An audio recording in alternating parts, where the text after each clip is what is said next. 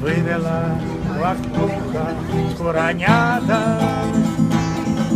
Столько много тяжко излечить.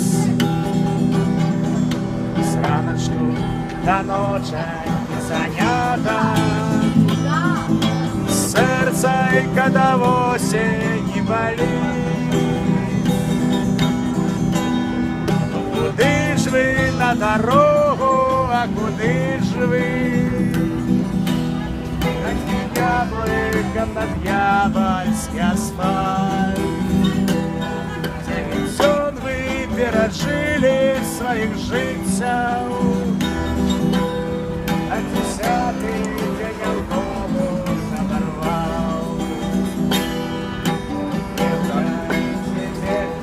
На дороге не гуляйте, детки, на шляху. Сердце ваши вечно в тревозе. Помните, без этого могу. Дахчаля дороги, куди яблоком над Дьявольский асфальт. Девятённые пережили своих жильцев, а 10-й день автобус оборвал. Видела вахтуха куранята. День пройшов, нема кого лечить. Машинами рассады, плямами кривавых решит. Дахчаля дороги, куди ранним яблоком над Дьявольский асфальт. 9 зон вы пережили своих жильцев, а 10-й день автобус оборвал. Живе Беларусь! Никто не кричит. Что не кричит уже я? Снимай, это Андрей Федоренко, великий белорусский прозаик. Мой сятор. Давай. Я что дыхать? А, так это куплет, что ли? Нет, Чи можна у тебя ж ёс. Не есть, так я думал, вы кидать. Слухай, ну на Куропати. Старенький. Ні, я маю на увазі, зараз 15 днів відбивали Куропати. В курсі чи ні? Ну, конечно, Толя. Ну, я, это- я ж старенький. Ти ж молодіший за мене на году 6. Андрей Федоренко, Калиновська. Ось виходьте сюди, будемо проводити, може, коли вдасться кожен день такі акції, презентацію зборника. Марш незадоволенных. Ні, я сам же от себя буду проводить такі акції, презентація книжки 13 дневника, протяг пост Куропатської варти, щоб все це будоражить, будить їх, вони ж ходять і спять. А ти що, як ти думаєш, так от, ти ж за новинами сочив же по Куропату? На кон чого? Да, на кон Я ти- за вас. Ні, а що робити далі, Андрей? Як? Ну, я ж здалися, Толя.